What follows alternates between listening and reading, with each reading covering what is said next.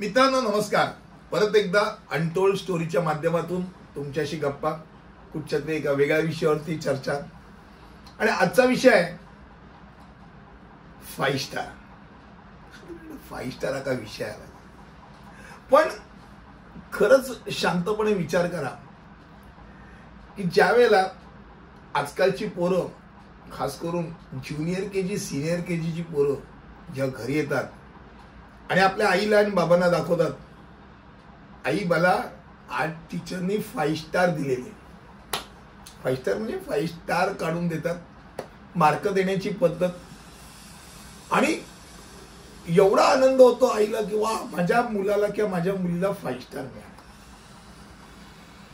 तुम्हाला ऐकायला गंमत वाटेल की यामध्ये चुकून समजा 4 स्टार किंवा 3 स्टार दिले तर अशा वेळेला अशी पालक त्या शाळेत जाऊन वाद घालतात, भांडतात की माझ्या मुलाला 5 स्टार का नाही दिले, तो कुठे कमी पडतोय, त्याला अजून कशात अभ्यास केला पाहिजे की त्या विषयामध्ये अजून तो खोलात कसा जाऊ शकेल, त्याला 5 स्टार कशी मिळते.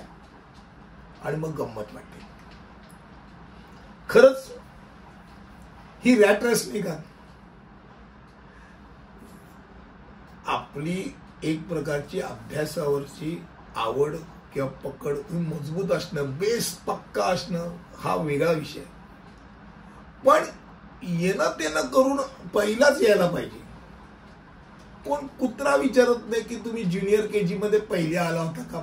ज्युनियर केजी सिनियर केजी सोडा 9वी पर्यंतच कोण विचारत पण नाही मार्क किती आहेत. तुम्हालाही आठवणार नाही की मला 7वीत किती टक्के मिळालेले, मी वर्गात किती होतो. बरं तुम्ही 4थी होता का 2री होता का शेवटची होता तर काय समज, तुम्ही 8वीत गेलात ना 7वीतनं, तेवढाच फक्त विषय महत्वाचा असतो. पण नाही, आपल्याकडचे बरीच मंडळी, बरीच खास करून पालक मंडळी, खास करून ज्यांना एकच मुलगा किंवा एकच मुलगी आहे, त्यांना तर अगदी प्रत्येक गोष्टीत केल्यानंतर तो पहिलाच आला पाहिजे असं वाटतं. मग तो नाचण्यात गेल्यानंतर डान्स क्लासचा सगळा प्रोग्राम असेल तो पुढे दिसला पाहिजे. गाण्याच्या कार्यक्रमामध्ये गाण्याची प्रॅक्टिस असेल तर तो माईक वरती दिसला पाहिजे. असं प्रत्येक ठिकाणी अट्टास केल्यामुळे होतं काय, एक प्रकारे तो त्याची एनर्जी शाळेमध्ये संपून बसतो आणि तो घाबरतो. त्या रॅट रेसमुळे तो ऍक्च्युअल जीवनामध्ये पार मागे जाऊन पडतो. तुम्हाला बऱ्याच वेळेला लक्षात येईल की 10वी नंतर कॉलेजच्या जीवनामध्ये जे एकदम फ्लश होतात, लोकांमध्ये असे पुढे आलेले असतात, ते शाळेमध्ये कुठे नसतातच. आणि शाळेमध्ये स्टार असलेला व्यक्ती तो कॉलेजमध्ये कुठे हारून जातो कळत पण नाही. ठीक आहे, कॉलेजमधला स्टार व्यक्ती ऍक्च्युअल रिअल जीवनात कुठच्या दिशेला जातो तेही कळत नाही. आणि हे सगळं महत्वाचं आहे म्हणजे ती सुरुवात, आई वडिलांची मेंटॅलिटी की माझा मुलगा यशस्वीच पाहिजे. तुम्ही त्याच्या पाठीशी उभे राहा. त्याला तू कधी अपयशी होत असशील तर काही हरकत नाही. अपयश ही यशाची पहिली पायरी.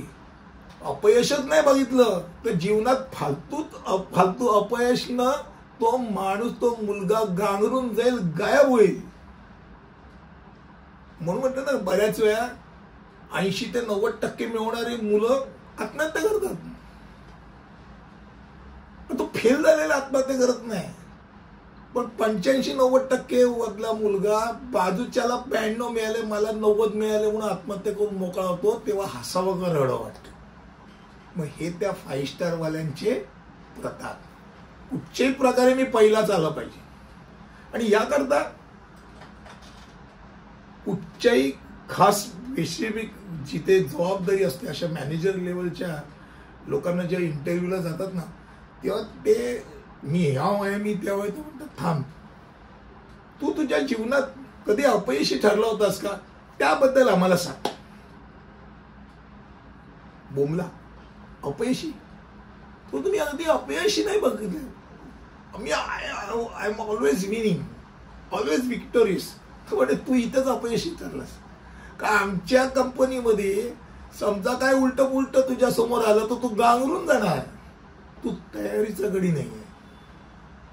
आणि तयारीचा गडी त्याच वेळेला होतो वादळामध्ये पण बोट नेण्याची कुवत ठेवतो. शांत समुद्रात तर ती बोट स्वतःहूनच जाते. तू कसला नावाडी. वादळामध्ये बोट नेणारा व्यक्ती तो नावाडी.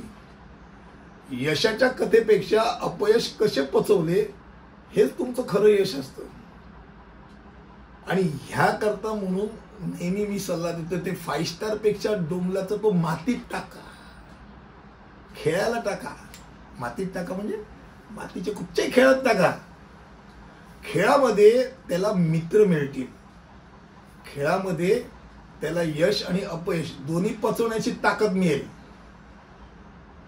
अन्यथा काय होतं, फक्त यशस्वी खेळामध्ये अपयश, त्याला मॅच होती, हरलो हरकत नाही, पुढच्या मॅचच्या मी चांगला खेळ, हे डोक्यात राहतं. अपयश टिकवायला. आणि याला ज्याला म्हणतो ना रबरी चेंडू, तशी मनोवृत्ती होती. जेवढं तुम्ही पाण्याच्या खाली दाबाल तेवढा तो रबरी चेंडू एवढा वरती येतो पाण्याच्या वर. दगड असेल तर काय होईल, पाण्यात सोडलं तर खालीच जाईल.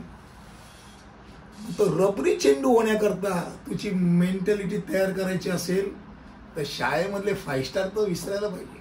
तुम्ही तुमच्या मुलाला विचारा, अरे 5 मित्र तर बनवले का, 5 मित्र मैत्रिणी केलेस का शाळेत, द्या कर, ते 5 स्टार आहेत. कारण तुझ्या जीवनामध्ये तुझी शाळेची वर्ष परत परत येणार नाही. एकदा तू कॉलेजला गेला, आईला मला शाळेचं परत एकदा शाळेत जायचं, कसं जाणार. शाळेचा जीवनाचा आनंद त्याला घ्यायला द्या, एन्जॉय करायला शिकू दे. त्याला जे काय करतोय काय हरकत नाही.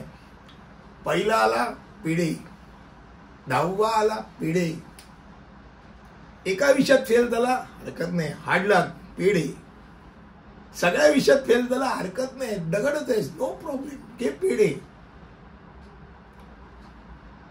तो मुलगा तुमच्यापासून लपवणार नाही, त्याचं अपयश लपवणार नाही. हा एक भाग.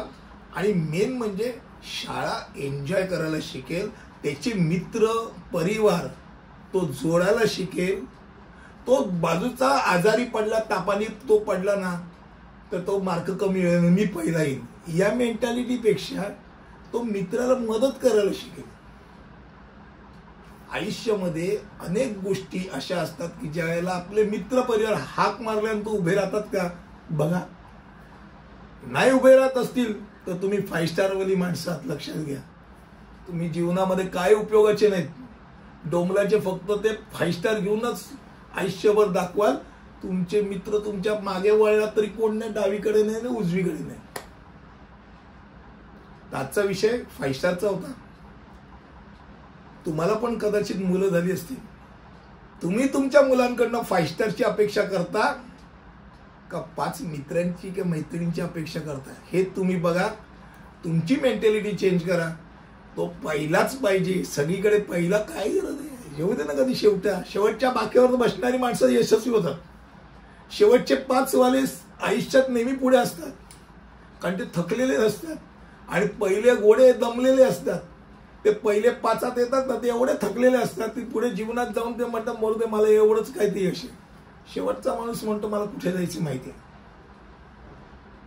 असो, तुम्ही तरी मला नक्की खात्री आहे तुम्ही तुमच्या मुलांना विचारणार नाही 5 स्टार, आज 5 स्टार का नाही मिळाला, 3 स्टार मिळाले, क्या बात आहे, 3 स्टार तर मिळाले, नो इश्यू.